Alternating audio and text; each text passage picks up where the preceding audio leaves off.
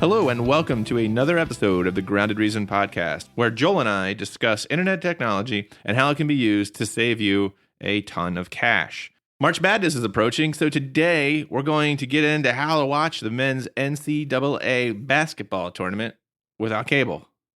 I gotta say, I probably shouldn't bust your chops as we're getting ready to start an episode. But when you were doing that, you kind of had a sports announcer voice going. I do. Well, that's how I do my intro, man. It's all sports announcery. And then I turn into like normal, hey, what's going on, guys? I was like, hey, everybody. Hi, everybody. Wee, wee. Wah, wah.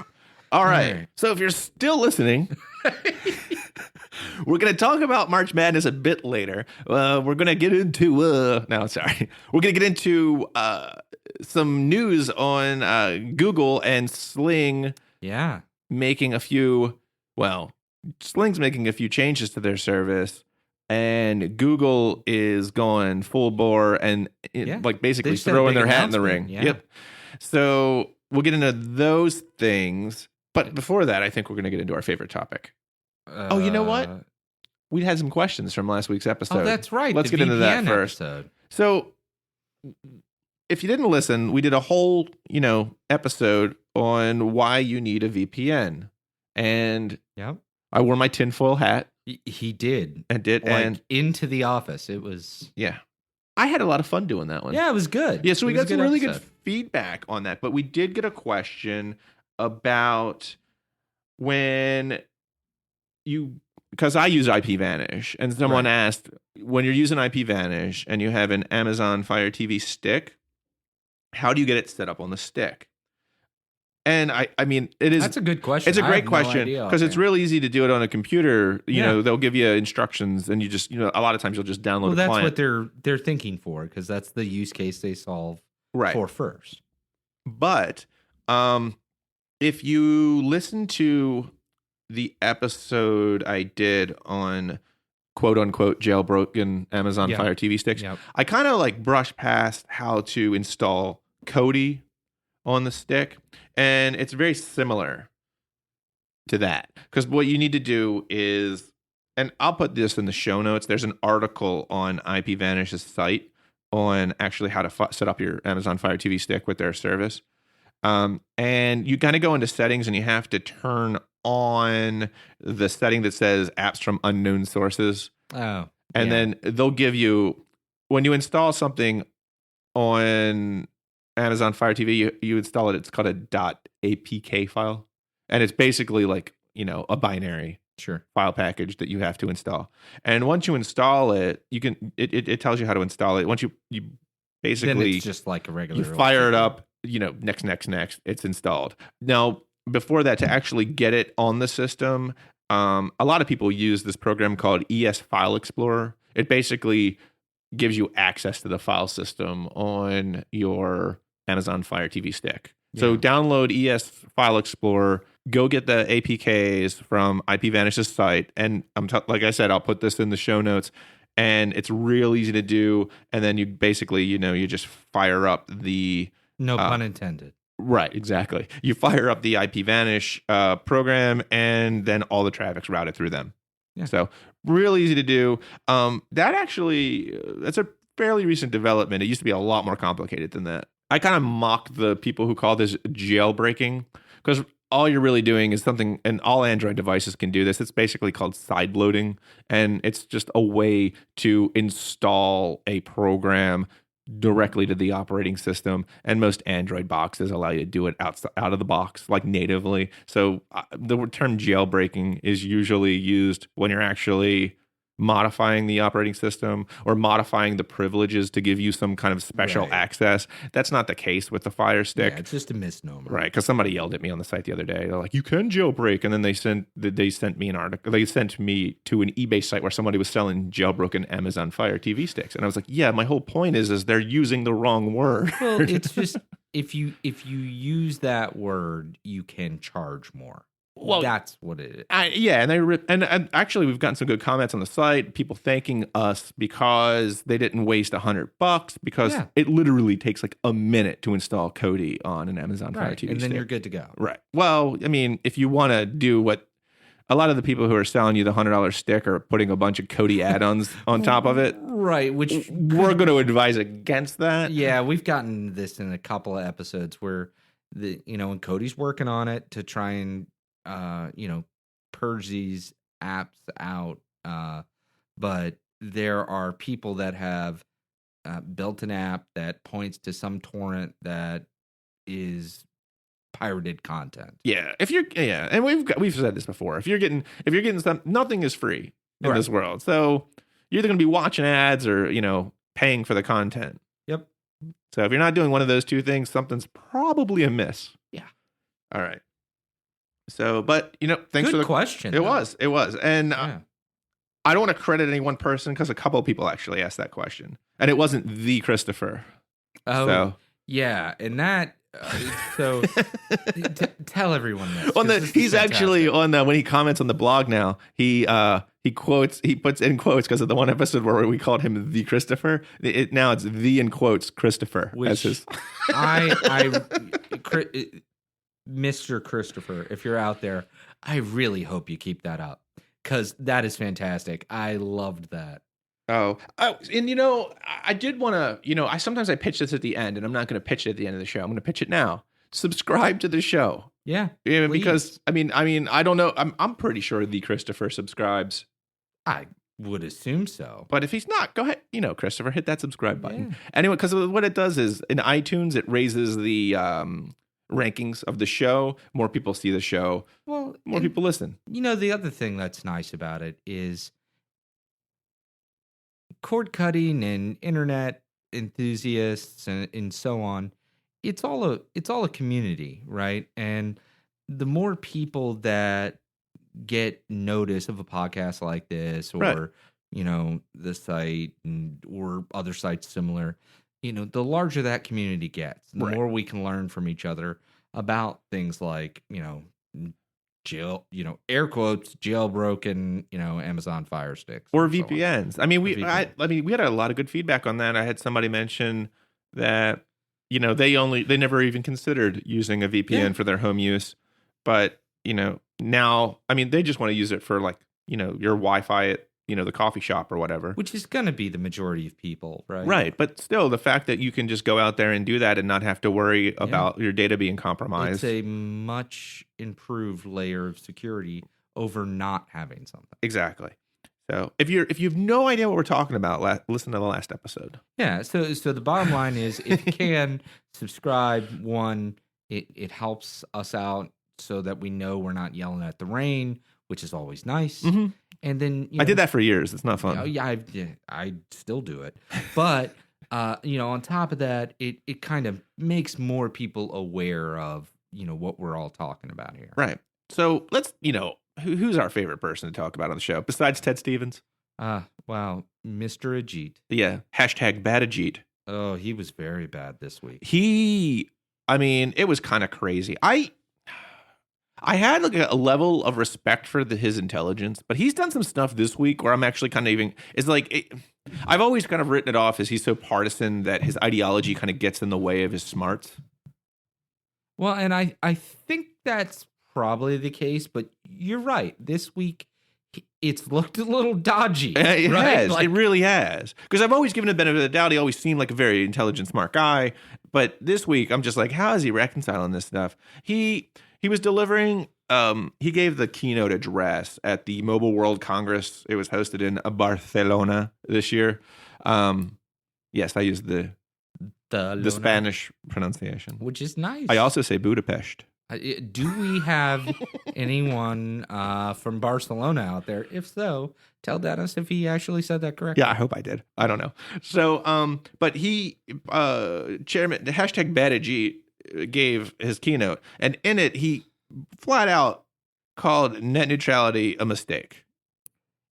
Which I was intrigued. I saw the headline, and I was like, okay, in what way? Right. So, and I think the attack before, because they tried to play, I remember originally when the debate first started, it was all about Netflix, and they were kind of taking the sense, the people, they were appealing to people's sense of fairness. Right. Originally. When Netflix uses all this bandwidth, but really the problem with that argument was they're using all this bandwidth because the people that want to use the internet are using their bandwidth that they pay for to get Netflix. Right. The end customer is consuming it. Right. So that's kind of like, I mean, unless they want to charge both ends, like that's kind of like that's the big fallacy I kind of saw, and that is like you're kind of you're getting paid twice for the it's a strange argument, and I think we got into this when we talked about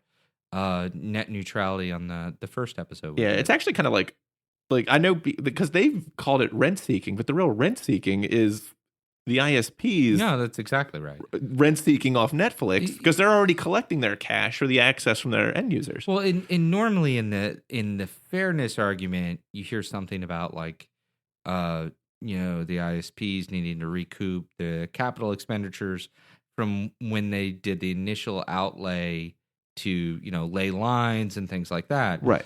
And what people tend to forget in that argument is, one, all of the taxpayers' dollars that went into the foundations of the internet. Oh, yeah. Early internet. And then the sweetheart deals that the ISPs get to lay that fiber. Yes. Or, well, if we're lucky, fiber. But the lines in general. Exactly.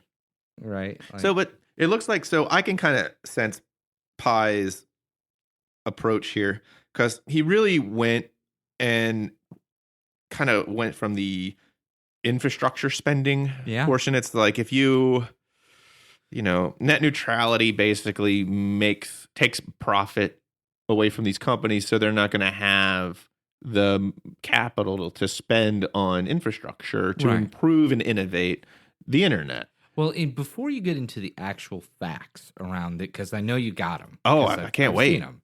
But before you get into that, I know. So before you get into it, what irritates me about this and like actually made me, physically like hot under the collar. Like I didn't believe that expression was a real thing, but I was actually warm. I think it's menopause. Oh, is it? No. Am I getting? Wait. Wow. I think they call those hot flashes. I have hot flashes? Like maybe. I don't know. Wow. Maybe you should check it. Go see a doctor. I need to make an appointment. So what irritates me about this is that train of thinking, that posing that argument that way is basically fear-mongering, right? Like they're switching up the tactic as a appeal to fairness from that to fear-mongering. Here's what I mean. Basically what they're saying is that, hey, if we keep net neutrality up, the ISPs won't invest, and that means long-term your internet's going to get worse and worse. Right. And won't keep up with what you want. Yeah. And Dennis is about to hop into it. It's a classic trickle-down argument. Yeah, it's just ridiculous. It's like in what bothers me about it is like, let's just not treat each other that way. Like let's speak openly about what legitimate concerns you have. Don't switch up your entire tack and try and scare people into thinking that like, hey, all of this stuff I've come to depend on is gonna deprecate over time because the poor forlorn ISPs don't have enough money. Right. And that's the funny thing about it, because he says this, and he actually claimed, he said that the internet providers were doing just fine under the old rules, and the newer ones have hurt their investment. And he said that, he actually said infrastructure spending was at an all-time low, which I really don't understand. First off, when you're talking about, you never make an extreme comment, like where it's like, it's always like this, or it's like the lowest it's ever been. Because someone's going to be able to like say, well, here's a point where it wasn't. Yep. But even beside that, like that's just, that's a bad strategy in general. But it's not like what he said was even close to the truth. No. Because you've mentioned consumerist before. Yeah. Yeah. Well, the consumerist basically went and looked and compiled a bunch of data on all the major, broadband providers. And okay, according to them, Comcast's latest earnings call, they said they invested $7.6 billion in their communications division.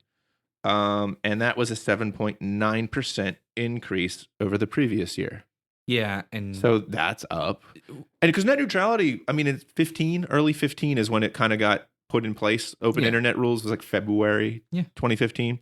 So Comcast, big provider of broadband, increased their investment.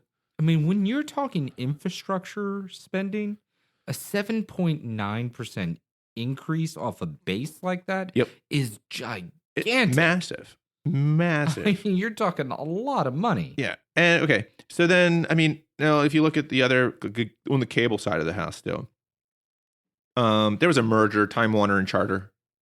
Now, don't confuse that with Time Warner AT&T. AT&T bought Time Warner's content division, like, the HBO and all that. But Charter got a hold of their internet service. So it's kind of hard to sort out the apples. There's real no apples to apples comparison there.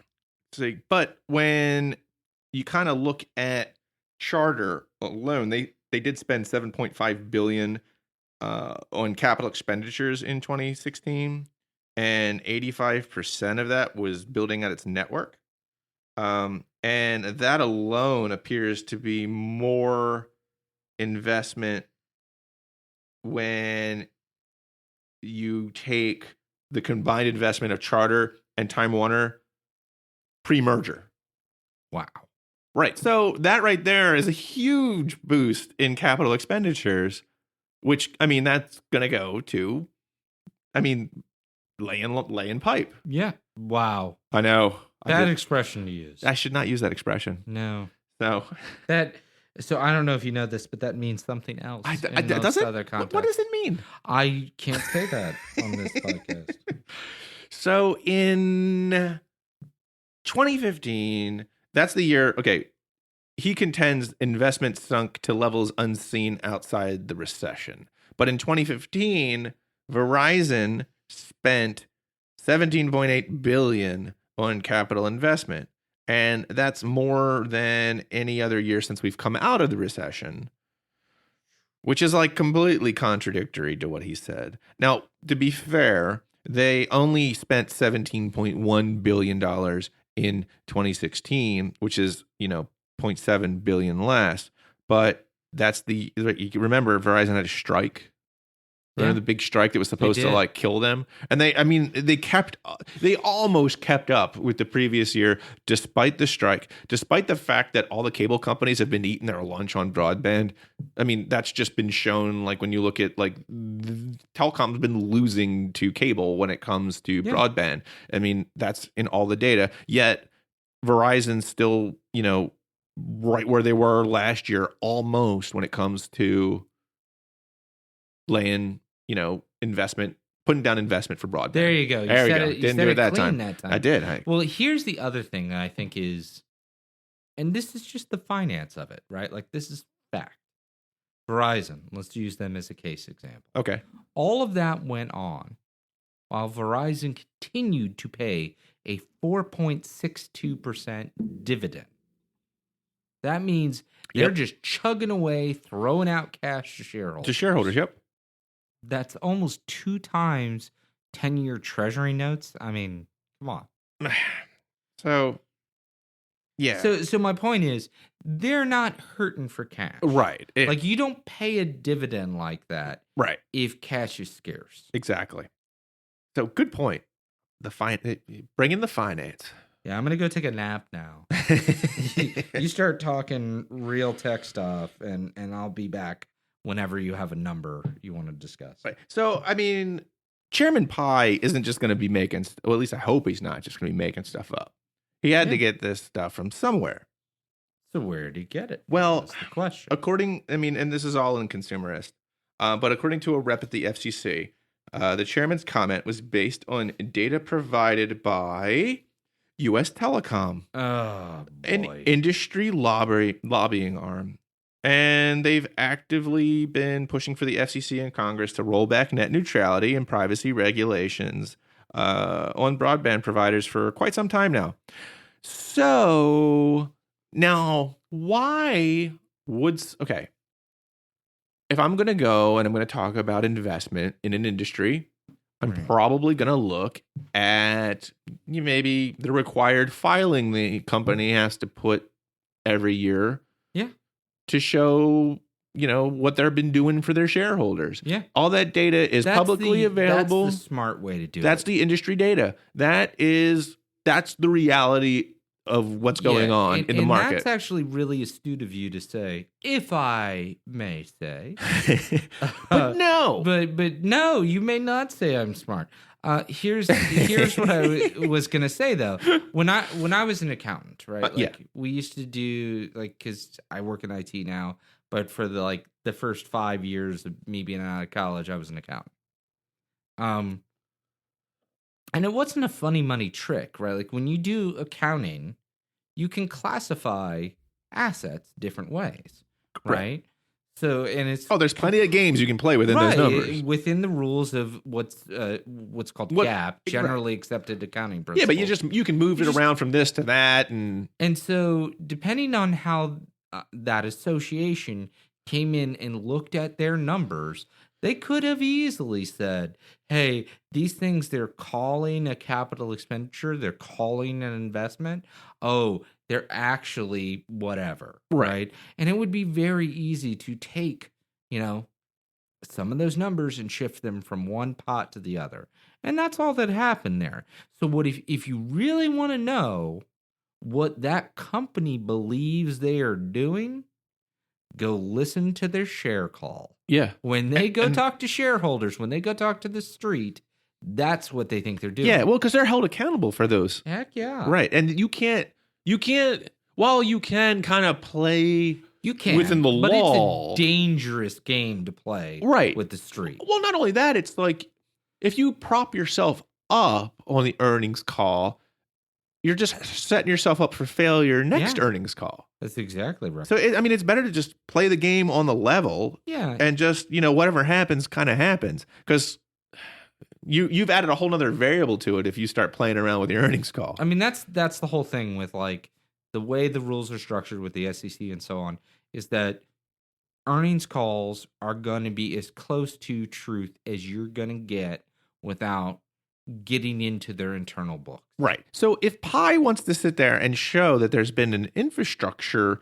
there's been a lack of investment in infrastructure, that's where he should go to see. But no, he looks at a lobby arm's data that played with some numbers to show how it's lower than it's been. And obviously, if you look at if you look at what they're saying on their earnings call, that's just patently false. Yeah. Yeah. And I can't say for sure what that association did when they did their analysis, right? I frankly have not seen their analysis, but it does not match the earnings call. No. Right? And so they did something, and I'm assuming they're not being disingenuous, right? They're not straight up lying. Oh, no. But they are reclassifying investment. Right. They are moving dollars from one bucket to the other. Right. But I guess the point is here is there's an established standard on, how well an industry is performing. Yeah. Why not just use that? Yeah. It boggles the mind. Yeah. But this is only one. That's just the first of multiple bad Ajits. Yeah. Though that was bad Ajit. # bad Ajit, number one. Seriously. I'm going to start saying Octothorpe because that's originally what the hashtag was. I'm just, Octothorpe bad Ajit. I don't think it doesn't roll off the tongue as well, though. I will say the word Octothorpe sounds like a Bond villain. # Octothorpe.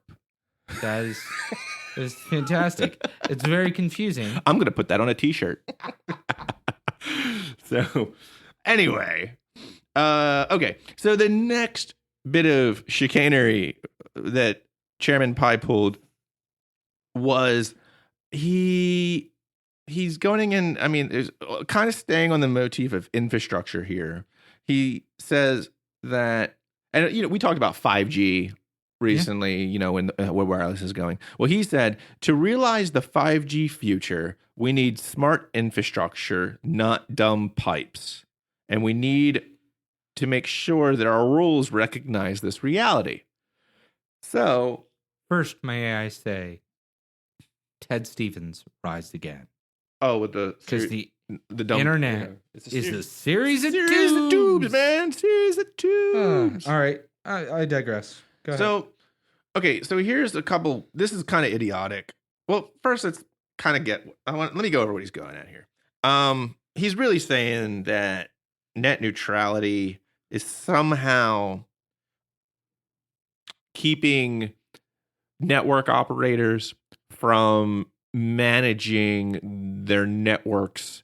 Like, if you have a bunch of stuff going over your network, and I'm not talking about like throttling or blocking content based on the content or who's providing it, but optimizing certain packet sizes and things like that, and and then sometimes if you're getting like if you have a huge region of the country where for some reason there's a lot of data coming over, then it makes sense on the network to kind of balance that out so you're not killing other parts of your infrastructure. So that's what he's getting. That's what he's getting at. And he's like, basically he's saying that we just don't want dumb tubes that aren't being managed, and he's implying that net neutrality does that. Which, I'm sorry, is just infuriating. It really is. And first off, he relates this to 5G. A smart infrastructure is really about providing relief for a congested network. Right. So why wouldn't that matter for 4G then? Why is it for... Of course it matters. It matters. It's not like you have to. First off, 5G is going to give you a higher capacity ceiling. Right. So it's actually more important. It widens the tube. Exactly. If we were going to just agree for the sake of agreement here, it's not for 5G. 5G has nothing to do with this. No. At all. It's completely non sequitur. It's really just about raising capacity, period, which means it would apply now, yesterday, and tomorrow. It has nothing to do with 5G. So that's complete bunk. Right. But it's complete bunk anyway, because point two, net neutrality, more specifically the open internet rules, it doesn't prohibit smart infrastructure. No. In fact, it encourages it. It does. And man, if I didn't get to say this, I was going to break out into hives. So here's what it is that net neutrality, as we talked about many a time, encourages price competition, right? And so refer to previous episode if you really want to get like me standing on my soapbox about why. Right. But it encourages price competition. In any market with price competition, you get increased levels of service and lower pricing. Mm-hmm. That's just the way it works. Right. Capitalism isn't perfect, but it does that bit pretty well, right? And so, like, to argue that, hey, we want to have this better service over here, what we need to do is reduce competition, which is what he's saying. Yes, that's essentially what it would do. Is straight up nonsense. It is. And I think it's kind of like, I think he's kind of playing some dog whistle stuff here, because if you read because the net neutrality bright line rules that were, the easily digestible rules is a quick one pager. The actual open internet document is like 400 pages, but that is because it explains the entire history of net neutrality, why it was done, the multiple cases where ISPs throttled and blocked various services. It even refers back to the history of like federal communications in general, right?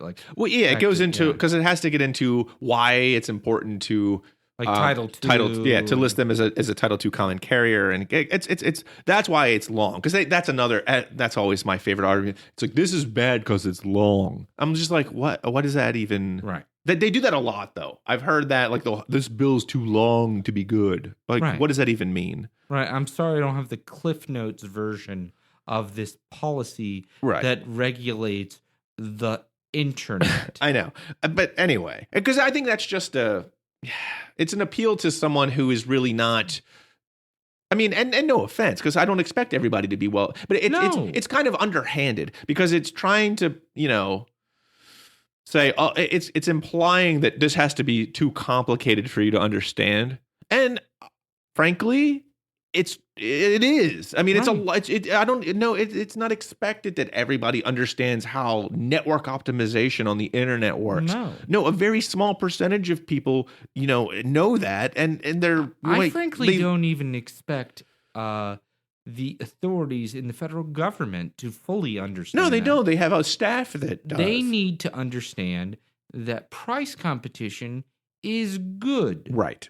That's really it. So, but when he said this about, because it's really the no blocking, no throttling, and I think he's trying to say that those two rules make it so you can't manage your network because you can't block or throttle because I can see where you would make the stretch of like, if you can't block or throttle, how can I block or throttle content if I have this congestion?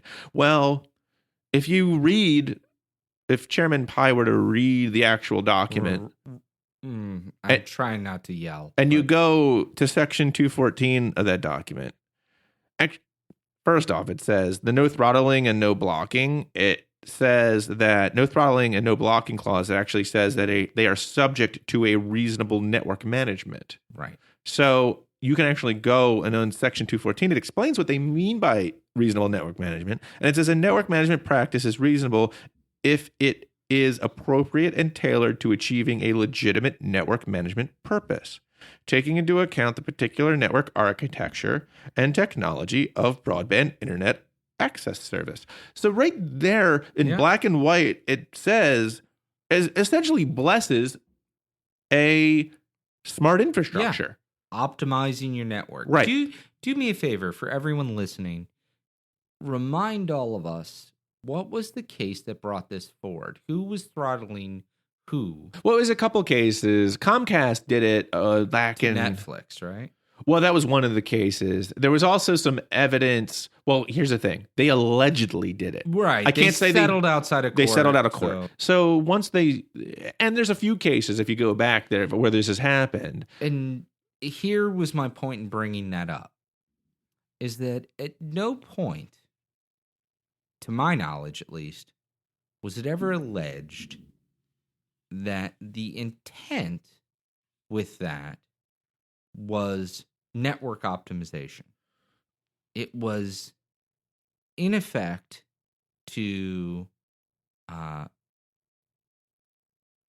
price the services provided by Netflix, etc. I think it's actually level. I actually think it was a little more devious than that. I think it was to make Netflix customers feel that they weren't getting good service from Netflix. Right, because the average person, myself included, right, when I have a problem with, let's say I'm watching Netflix on my, Kindle, which is where I normally watch it, because nobody in my house, I have little kids. So, like, my kids, like... Yeah. You don't want to Teletubbies on through like Odd Squad, right? So I watch a horror movie. I'm watching it on an itty bitty screen. So I'm watching my thing. I go, okay, it's, my plebeian brain goes, oh, Amazon Fire bad. It's slow. Then I go, oh, Netflix bad. It's what I'm using. Only in the third step do I go, oh, network's slow. Right. Well, usually I test it against something else. So, like, if a Netflix is slow, I'll go and see how quick, like, Pandora loads. You're an outlier, is my point. Okay. Is that the average person looks at whatever they have in hand and goes, that's the problem. Right, that's true. And that's why they did it. Yeah. They did it because what consumers are interacting with is that application. they're not thinking about their network. Yeah, they're thinking about Netflix. Right, I'm a natural troubleshooter, so yeah, you can't help yourself. I know. Again, this is why. That's why you're here. No, this is why. Well, yes, but it's also why I'm lucky I live like 3 doors down from you, because I can call you and be like, fire back, right? I was like, okay, Frankenstein. Yeah. Exactly. So, it's Craven. It's just Craven to sit there. It's pretty bad. When you're because he knows. He has to know. He has to know that it's. I've looked at the dude's resume. He's infinitely more intelligent than I am. Yeah, and I know he's read this thing. I can look at the numbers. Yeah, I mean, yelling. I should stop yelling. Well, no, it's fine. I'm probably being louder than you are. I will say I have looked at the numbers, and I can see that what he is stating is just not accurate. Yeah, because I mean, there's another. I can't remember the name of the podcast, but I don't like to be in a bubble. So. Yeah. I try to look for, people that are against or anti net neutrality. And there is actually, I can't remember the name of the podcast. I wouldn't want to give them credit anyway. But so I was listening to them, and I've noticed like this infrastructure argument keeps coming up where we need a smart infrastructure. Net neutrality does not stop that from happening. No.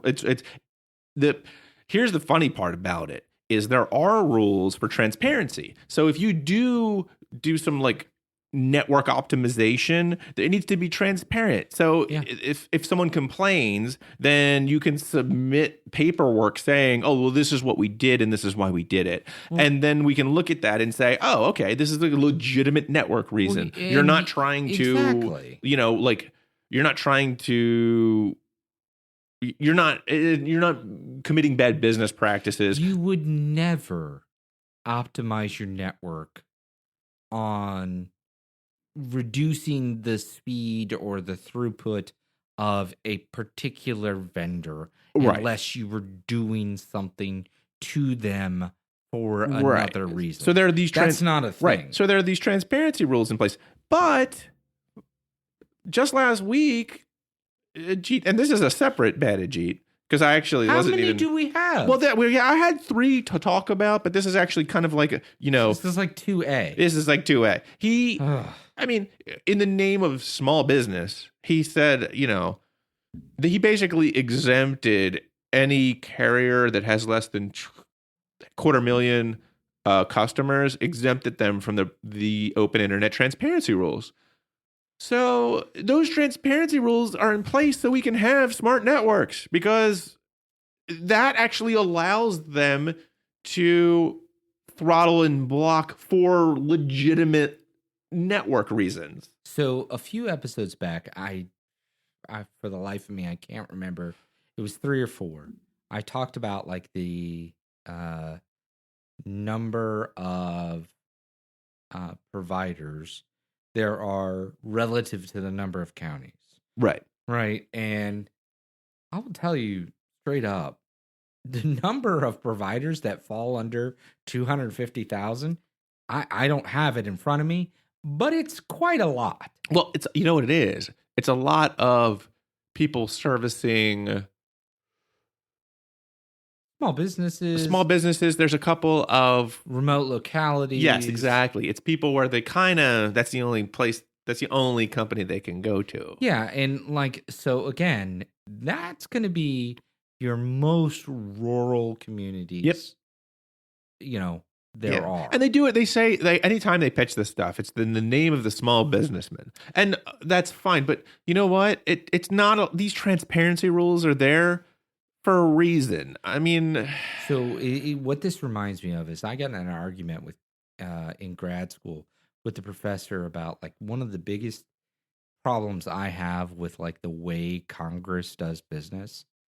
And we're very inside the Beltway, which is an expression, that for those that don't know what that means we're doing DC speak. Right. Well, because we live near and we're close. Yeah, they're like our like in LA, like they might see a celebrity, but we're like, oh, look, there's Paul Ryan. Right.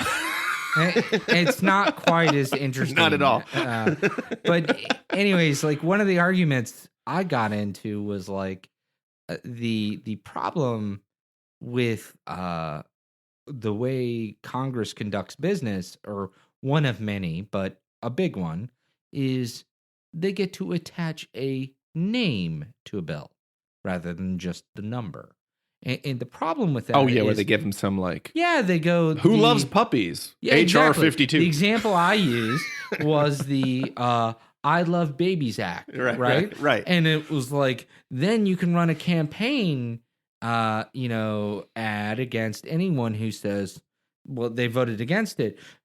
So-and-so, Dennis doesn't love babies. Exactly. Right. Blah, blah, blah. And to me, that's exactly what this whole small business pitch thing is. Oh, it totally is. Because who in the United States doesn't love small business? It's the bill to stop grandmas from being kicked and destroying net neutrality. Right. Well, and then if you're like, you like grandmoms getting kicked? But like, no, I'm just not. I think net neutrality is good. Oh, it's about the grandmas. That's what they do. Personally, it's a hobby of mine to kick grandmas, but whatever works for you. But my point is that that's what this small business scapegoat is that you throw small business out there in the phrase you're making. And last I checked, I think the small business rule was 500 employees. Yeah. In the internet age, you could have that's a gigantic company. You could have $1 billion company with that many employees. Yeah. So it's not like when they say small business, it's not like they want you to think. I'm going to misquote, or I'm going to be wrong because I'm quoting a story from 2 years ago. Okay. But 2 years ago or so, when I heard this story, Craigslist, which is huge, the one that displaced newspapers writ large through the country. Yeah, no one files classifieds anymore. They had 80 employees. Well, yeah, it's probably different now, but yeah. Well, I mean, I've seen that design of that site. I wouldn't put that there. Right, but so they it works. It works. They very consciously kept it very it looks like low key. Yeah, it looks like a newspaper. Exactly what it's meant to be. And so they've tripled or whatever their employee count is. It's low. Yeah. Well, that's what the problem is they want you to think about the dry cleaner on the corner, and they want you to think about, the small niche, like, I don't know, niche restaurant in your area, or the coffee house. The coffee house. That's what they want you to think when they say, and you do. Small business, that's what you think of. But really, small business is not only them, but it's, Craigslist. And there's plenty of companies that I've encountered that make millions, lots of money, near billions of dollars, that are small businesses and get nice government contracts from it too. Yeah. Like there's a whole small business clause where this is the biggest Now we're very inside the belt. We're getting very inside here, but what will happen is you'll have a company that's huge, and I can't name names, but imagine one of the biggest computer software providers you can think of. Yeah. And what they will do is create a doing business as company. A subsidiary. A subsidiary with, 100 and some employees. Yeah. Where that company is where they will funnel all the government contracts through because they can get the small business consideration. I have worked in those companies. Right. I know exactly. So it's a bit of a sham. It is. I mean, the work that's done is the work, right? But the idea that they're small is what's a sham, right? That's what. Yes. And there needs to be a word to separate your mom and pop shop, which is really what you care about. Right. From that's really what they're pulling at. They're pulling at those heartstrings for your neighbor who owns a store, or the guy down the street who has a hardware store, or right, the dry cleaner that you say hi to every time you drop stuff off, and Speaking of which, our dry cleaner down the street every time asks how my kids are doing. Right. That's what we're talking about. That's what they're trying to get you to think about. But really, it's the bulk of not what he's talking about. The bulk of the money, and that's my goes point. Somewhere else. That's my point with bringing this up, is that it's just disingenuous and insulting and infuriating. It really is. To invoke small business to support what is clearly a big business agenda. Right. And okay. So moving on to number 3 bad Ajit, because that was a little detour on bad Ajit lane. He also decided to claim responsibility for the quote unquote unlimited data plans, the not so unlimited data plans. We had a whole episode dedicated to this. Because I think it's called kinda unlimited data. Yeah. So because they stopped investigating zero rating is kind of what he's saying there. And okay, this is off the charts ridiculous for a few reasons. First off, T-Mobile did this before they even they gave the unlimited data away before I think zero rating was even in the press. Like they were like the first case where they started looking at it. Maybe is this okay? So let's just do the timeline really quick. We're almost at the 5th week of the Trump administration. Yes. Chairman Pai is an appointee of the Trump administration. Oh, no. Well, he is appointed chairman under the Trump administration, but he was actually on the commission during Obama. That's what I mean. Right. He was an appointee. Yeah. Right? Okay. Yes. His chairmanship. He is the one who changed the zero rating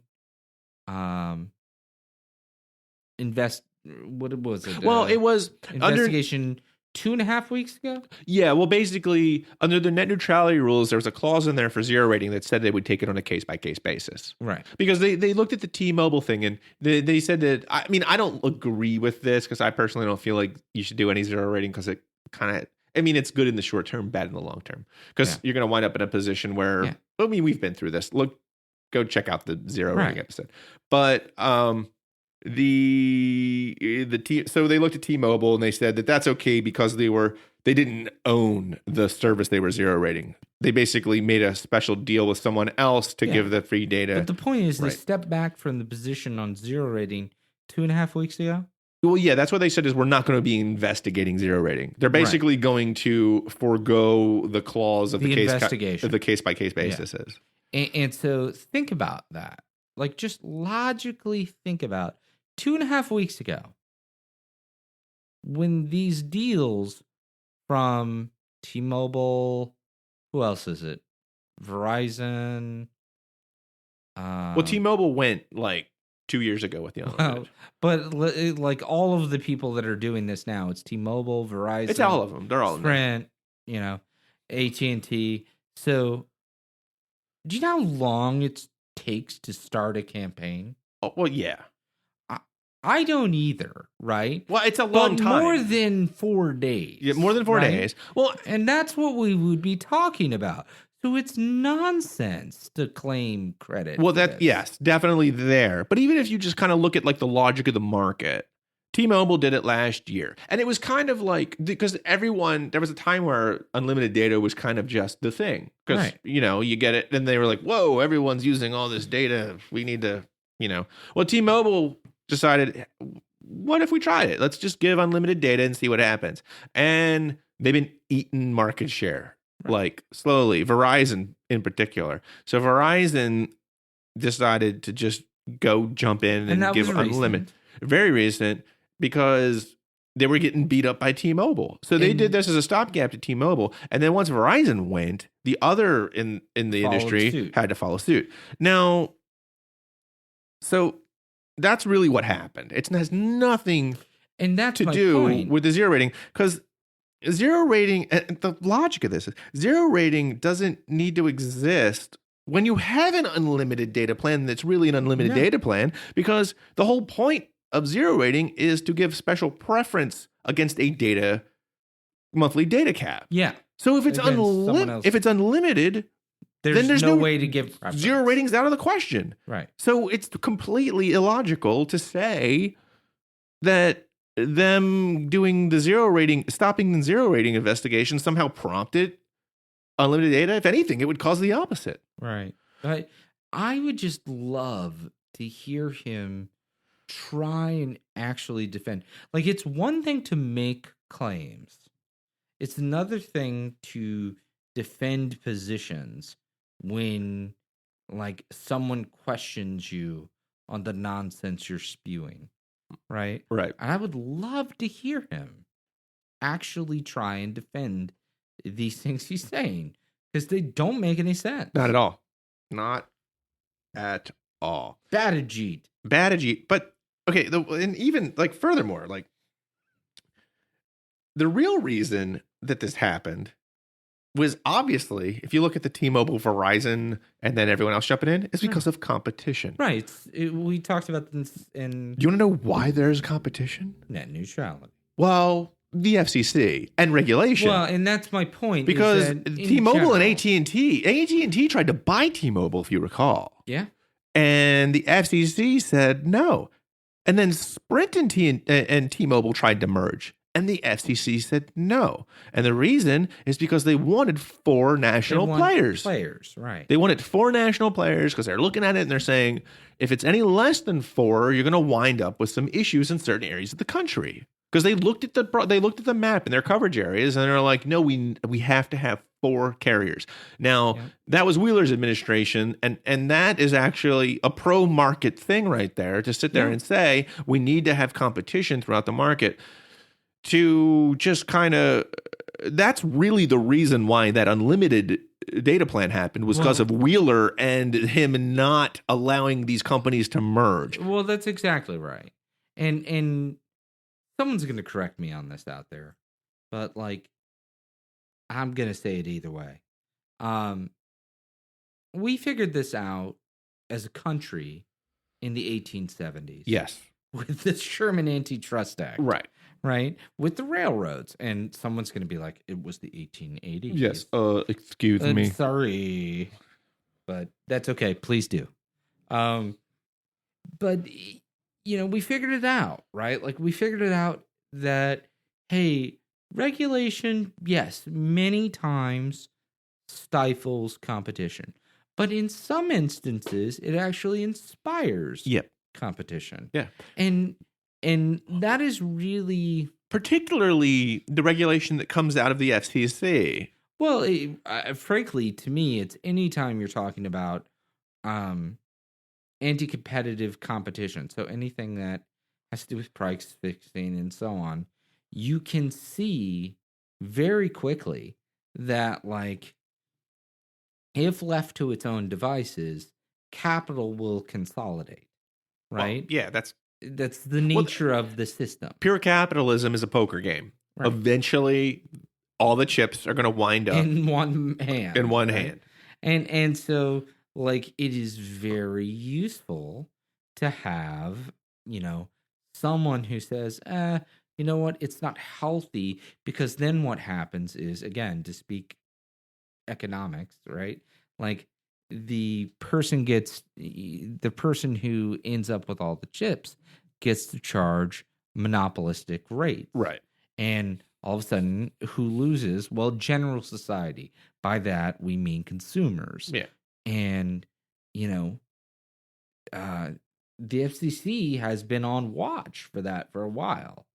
So this is worrying. Like, this worries me. Yeah. Well, I mean, the poker analogy is actually, I just thought of this actually. That's not bad. Well, when you think about it, it's like if you had, like, if laissez-faire was complete, no limit, kind of no regulation poker, where you can just bet any amount, then quickly the money will consolidate into the few and then eventually to the one. But if you put regulations in, I don't know, 3-6 blinds, where you can't go all in. Whatever, yeah. Right, exactly. Where you can't go all in. There's regulated bets. Then the game can go on forever. Because you won't, like, there's going to be action that goes. You'll have people that lose money and money that goes, to other folks. But that game will play a lot longer than one that's completely unregulated, where you can bet any amount. And this is where I get, a little itchy about it, right? Like, because I'm more like, I think I've said it before, I'm kind of a libertarian in the sense that I'm the old. You're a classical liberal. Yeah, classical liberal. Which doesn't exist in America anymore. No, not anymore. Fiscally conservative, wants small government, and socially liberal. Right. But I'm that thing. And so in that, I discuss this type of stuff with my libertarian friends. And they say, effectively, what's so bad about all the chips ending up in one hand? I said, well, the downside of that is it means that everyone that needs to, interact with that, very strong hand now has no bargaining chips of their own. Well, right. Well, the person that wins that poker game becomes a loan shark. Right. Yeah, exactly. Like, so the one person who ends up all the chips is now a monopolist. Right. And we know monopolies are not healthy for market systems. No, I mean, yes, we learned that a long time ago. And we seem to be repeating all the mistakes. So I think that's a lot. That was a lot of pie. Yeah, we had a lot of pie today. We did. It's like Thanksgiving all over again. So yeah, well, I mean, I think especially I've been getting comments on the blog saying keep us updated on this stuff because no one covers this. Yeah, which I'm really surprised. I've actually put in a couple of calls to other podcasts that I respect a lot. Yeah, I mean, but I'm talking mainstream media outlets or any media outlets. Yeah. Really, they're not talking about it. I mean, you got to read kind of your. I'm even on Vox, they're really not even on it, or more because they're not your mainstream. They're kind of your second tier. Yeah, you have to go to Verge or they do a good job. Down. Yeah, or or even industry papers to really find out what's going on. So I mean, we've been getting a lot of feedback saying feedback, keep this up because we don't hear about it anywhere else. So well, and I hope we don't get too preachy, and I hope you guys still enjoy it. So on to some better things. Google, I mean, this has kind of been rumored for a bit now, but their YouTube service is coming out with YouTube TV. Nice. So it's kind of like a live service that's your Sling TV or your DirecTV Now or your PlayStation Voix. Or whatever however you pronounce it. Right. So I wrote a quick synopsis on the website on what they have to offer. And it's really good value, particularly for your sports fan. YouTube TV, as they're calling it, it's going to have the thing that's really cool about this is that they're going to provide ABC, Fox, NBC, CBS, and the CW live streaming. That's awesome. That's all your broadcast channels, but the double-edged sword to that is because it's Google and they don't want to put out half-baked systems. They're a half-baked solution. They're going to be releasing it as they bring those networks on board. So they already have deals inked where the network owns those local affiliates. Right. So that's your major markets. Yeah. Your New Yorks, your LAs and everything. So it'll get released there first. But as they bring it's rumored that as they bring on local affiliates, they'll release in more and more places, but they want to be able to put a full broadcast solution over streaming. Huh. That's a little strange to me from the people that brought us perpetual beta with with Google. Right, but I mean, I got the TV's a bit of a different animal. No, I mean, I get it, but because I mean, that's the annoying thing now is you need to break out a slide rule, when it comes to your broadcast networks. Yeah, because a lot of times you have to CBS is a holdout for a lot of them. Yeah, so you can't get if you get Sling, you got to see only certain markets can you get CBS in. So you have to figure out what market you're in. I think Google's trying to make it to where they can probably target certain. It's an easy way to target advertising too. Yeah, and it's probably the most efficient way to put this out there for them. I'm sure it is. For them. Yeah. So that's, I mean, that's huge. And the thing is like that's going to give, if they really get this going, that's going to give the antenna market a run for their money. Yes, it will. And that was one of the first things that I thought about when you brought this up was, local sports, which is probably the biggest play in this, right? Yeah, for live, yeah. Yeah. Because you don't really care otherwise. The only time you're watching live TV is sports and maybe like your awards ceremonies or your special, your every once in a while specials. Yeah, and they're pretty few and far between. Right, it's mainly sports. But live sports, right, like is still, sports are still something we all like to watch live. Right. Right? Right. So, and the way to do that, I mean, we've gone over this over and over and over again, right now is the antenna. Yeah. But with this, as markets come on, well, that starts to get interesting. Oh, yeah, definitely. And especially when you think that those major markets already have probably some decent TV towers anyway. Oh, yeah. So your majority of your antenna purchasers are probably going to be in those major metropolitan areas where they're making these deals. So absolutely. So we'll have to see how that plays out. But in addition to the broadcast networks, they're going to include a bunch of cable networks, which I'll get to in a second, because I don't want to bury the lead here. Personal cloud DVR. And this was the part. And it's unlimited. It's Google, right? Like, so they've got their own farms. Right. They could store all they need to. Yep. And like, it's really, really smart because coupling sports and a DVR, all of a sudden you got something really, really powerful. Yeah. And just, I'll tell you straight up, when I watch sports, particularly football, I DVR it, even if I'm going to watch it, quote unquote, live. Yeah, so you can fast forward through. Yeah, I let it go. I let it run a half hour, and then I could fast forward through. My favorite thing in the world is when they started showing baseball games like in 40 minutes, where they would just show. They wouldn't show. Well, they would maybe give you like a commercial or two. Yeah. But they would get rid of a lot of the between inning stuff. They would get rid of a lot of the pitcher on the mound sitting there, and like shaking off signs. It's pitch, pitch, pitch.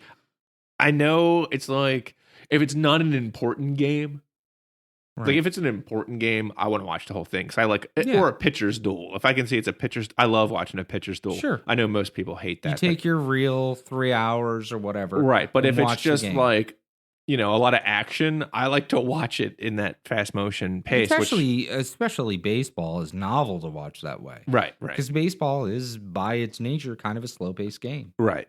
So, So the cloud DVR, big deal there. They're also going to add in the YouTube Red with it, which is, that's for the youngins. Yep. All those original series that are on there, there's like 28 like original YouTube Red series. I'm old. Yeah. Well, it's true. I hear the kids today. The kids are loving it. Love it. So you might think that this would cost maybe $100. No, I'm kidding. But no, it's $35. $35. Not bad at all. But you get 6 accounts with it too. It's like for your $35, 6. Now here's the thing. I've heard it rumored to where you can only stream 3 simultaneous streams, but then I hear the 6 accounts thing. Yeah. I don't know if they mean the 6 profiles. Does the 3 streams mean the same show? We'll have to see when we actually test it. Yeah.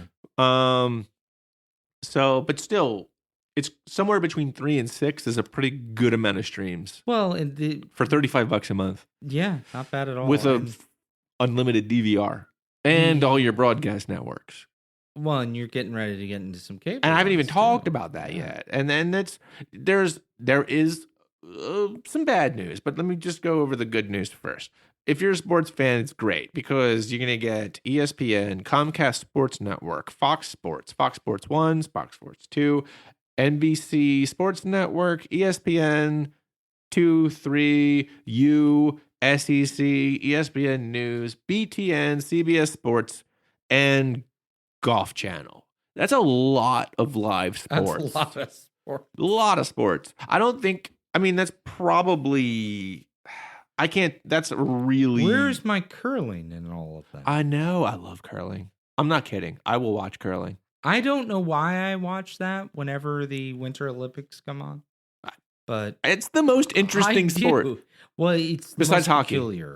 It is. It is like you don't see it often, and I don't know. But I digress. So, in addition to all that sports, you'll also get USA, FX, Freeform, Disney Channel E, Bravo, Oxygen, Disney Junior, Disney XD, National Geographic, MSNBC, CNBC, Fox News, Fox Business, and there's like a few other, channels. Lesser players. Right in there too. Well, and once you get some of the, major channels, like you just discussed, and the locals, plus you've got Disney Junior, all of a sudden that starts becoming really valuable. Right. Because, like for you and me, kids, and without Disney Junior, life becomes hard. Right. I mean, this is probably one of the best value for your sports fans out there, too. Yeah, it's not bad at all. But, and this is the bad news, if you noticed, I did not say AMC. Yeah. And that's probably it's for me, it's kind of because I don't do, like, I just buy the shows that I like on Amazon. But if you want a package like this, I'm thinking AMC's in there for Walking Dead alone. I mean, 13 million people watch that show every week. So, I largely love the theory you've posed of the wait a day, buy the whole season, or whatever. Right. Whatever the formula is. The problem with doing that with The Walking Dead is you need to throw your phone in the garbage. Yeah, Twitter is a little bit better about spoilers because it's only 140 characters. Facebook's out of control. I don't get on Facebook from Sunday to Monday. Twitter's not good, but better. You don't catch it. I haven't caught a spoiler yet on Twitter. I'm careful about skimming past them, but I think they're there. I will not acknowledge them until I've caught the episode. Yeah, that is the one downfall of spoilers, but again, I mean, I've been surprised. People have been pretty good about the week after something. Yeah. For the most part, I find. Like, I haven't caught, at least my friends are. Well, and so if you say, okay, you got AMC, that's going to be one holdout, at least for now. There's a couple others too. Because I didn't say TBS either. And TNT. I didn't care about that. Well, it's not, a lot of people do. TBS, those are big networks. A lot of Rizzoli and Isles and whatever, this person and that person and Cagney and Lacey. Someone and someone. And, I don't know. I threw Ironside. No laugh at Cagney and Lacey? Yeah, I don't know. No. It show's like from like 1982. There's no laugh. You don't get a laugh just because you mentioned something that's old. Okay? After Rizzoli and Isles? Well, it's basically the same show. It is. They're all the same. But no, yeah. So those are drags. I mean, like, I'm sure there's Crosby, Stills, and Nash. Stills and Nash. Okay, that was kind of funny. Yeah, I mean, Coverdale and Page. No, okay. All right. I'm done. So yeah, those are all kind of a drag. But the good news, I think, the overall good news is by Google getting in the market. That's a major player. They have deep, deep, deep pockets, right? And so getting in at this point, they're still relatively early in this trend. Yeah, and they're not afraid of attrition. Yeah. They're willing to spend some cash. They've been sitting on the YouTube property for how long? And not really monetized it. Yeah, well, that's the thing, too, is this is a company that is probably the best at delivering video over the internet. Period. I mean, Netflix is there, but they've been doing it a lot longer, and they're probably doing it. They have a lot more people watching it. Well, there's a lot more people watching it, and it's also a lot more individual.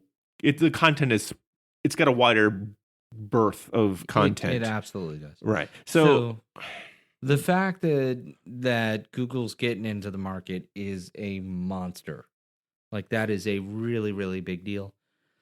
So I'm curious to see where that goes. Yeah, I mean, they are due out this spring, which is right around the corner. Yeah, that's real close. But I'll put the link in the show notes. If you go to their site for YouTube TV, you can give them the email and they will tell you when it's available in your area.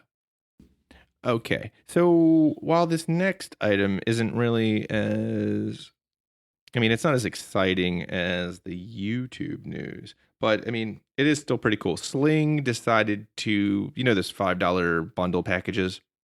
Well, they decided to take the comedy bundle, the news bundle, the lifestyle bundle, and the children's bundle and package them all up and give them to you for $10.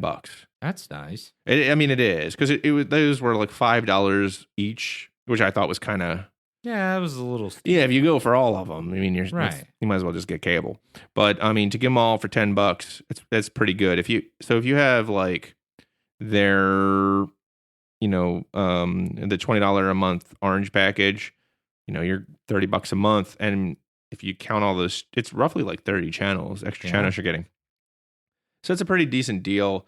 And if you have, the blue and the orange cost you $40. Right. So like for $50, it gives you like 90 channels. That's not bad. No, I mean it's for live. I mean, for live TV over the internet, it's a pretty good deal. So that would have been bigger news if Google wouldn't have announced their thing this week. They stole the headline. Right, they really did. So I mean, so for you Sling fans out there, you guys using Sling TV, you might want to look into that. You've been, hemming and hawing. Maybe you want to get those extra packages. It's a good way to get them. Better deals coming. Yeah, definitely. So it's a long road to get to the headline of March Madness. Hey, I love March Madness. I do. Did you know that? Do you know what surgery happens most often in March? No. Guess. Just take a guess. What do you think it is? Appendicitis. I have no idea. Vasectomies. Do you want to know why? Why? Because you get a few days off, you can actually watch March Madness. People plan their vasectomy around March Madness. That's insane. Not a joke. The data doesn't lie. Did you know that I was actually... Do you remember the game where George Mason beat UConn? Yes, I do. I was at that game. Amazing. That's probably one of the biggest upsets in modern NCAA history. Yeah. Yeah, I was there. I was actually in the scoreboard. I was going to Mason at the time for grad school, and the scoreboard was my screensaver for years. So, when it comes to watching March Madness without cable, it comes down to 4 networks, and those networks are CBS, TBS, TNT, and you would never guess the 4th one, True TV. Oh, that makes total sense. True TV, I have no idea. Yeah, because pawn shops and they're in there. They are a March Madness player. They have some cool pawn shop shows though. So this season, the national championship and the Final Four are going to be on CBS. Okay. So that's sense. Probably for most, you want to guarantee that you get CBS. Yep. Antenna is the easiest way to do it. CBS All Access is another way to do it. Yep. So those are the 2 ways for you to watch. The Final Four and national championship. Which this year the Final Four is going to be hitting on April 1st, a little bit outside March Madness. Yep. And then April 3rd's national championship. So if you want to get through the whole thing, watch every game, the easiest way to do that is probably with Sling TV, because that'll give you, all of those networks. You'll get TBS, TNT, and True TV. And with an antenna, you can get CBS. Right. Or, grab the CBS All Access plan. Yeah. And I'll put this all in the show notes. It'll get you, because the first round, you got Selection Sunday, which is on the 12th, which, you may or may not care about. And then there's the tip-in games, that'll kick off on, the 14th. And the 15th, those are both on True TV. The first round is on the 16th and 17th, and that'll be on all 4 of those networks: CBS, TBS, TNT, True TV. And it'll change. It's subject to who's playing who, really, is what it comes down to. And, I'm sure CBS and TBS will get the big games. Typically, I would think so. Right. So then the second round is basically just CBS and TBS. So is the Sweet 16. So really, the first round is all that matters when it comes to TNT and everyone's favorite True TV. If you can get yourself a hold of TBS and CBS, you're good to go. But Sling will give you all of that, and it's probably the cheapest of the current 3 options when it comes to those channels when you count WA and DirecTV Now. Yeah, because DirecTV Now would also get you it. Yep. I didn't think of that one. Yeah, it's a little bit more money. Yeah, but it's $40 or whatever. Right, and I mean, if you time it right, it's $35 for the low. $35 for the live a little. If you want to live a little. God, I hate those names. Oh, it's terrible. What would you expect from a Now? Yeah. The Christopher knows what we're talking about. He knows. The Christopher knows. So with the Final Four and the National Championship being on CBS, you can get a week free of Sling. So if you jumped in on the Sweet 16 on the 23rd, then that'll get you through the Elite 8. Not bad at all. So you can get the 16 and the 8 for free on Sling TV. I'm just figuring this out right now while we're recording this. I didn't prep this one. So, and then you can just, if you had a way to watch CBS, you can watch those. So you can get from the 16 to the 8, Final Four, and the National Championship for free, essentially, if you count the antenna and the Sling TV deal. So, and that's what most people care about. I know a lot of people just don't even jump in until Sweet 16. Well, yeah, I mean, I love the tournament. I do too. And I like games are fun. I'm an underdog rooter, though. I really don't have a favorite. I live in living in Maryland. We have Maryland, but my wife went to Georgetown, so we. Yeah, well, DC has a lot of decent teams down there, but aside from that, I'm usually an underdog rooter. We don't have a lot of teams that really. I just enjoy watching. Yeah, honestly, they play it the way the game was intended to be played. Yeah. Team sport. So. All right. And that's a whole nother podcast about college basketball. And since we're doing another podcast at this point, I think it's time to play the music. This is Dennis Rostaro. And this is Joel Reeves. And we'll see you next time. Good night and good luck. Now, how am I going to cut Edward R. Murrow? You're not. Yeah, probably not. Take care, everyone. Well, that part's going to go. No. Yeah. I hate you. Thanks for listening, everyone. Remember to go to the FCC's website and comment on the official record expressing your support for net neutrality. If you have questions on how to do so, we covered it in an episode called How to Save Net Neutrality a few weeks ago. So, check that out. We explain how to do that in the episode. I think it's also in the show notes on that episode. Also, please remember to subscribe and or leave a review in iTunes if you're digging the show. That helps us out a lot. If you have questions or comments for us, you can you can email us at podcast@groundedreason.com, or you could follow us on Twitter. The handle's @groundedreason, and you can just, tweet at us and we'll get to your question. Or you can leave a comment on the website, which is easily enough, groundedreason.com. Again, thanks for listening, and we'll see you next time.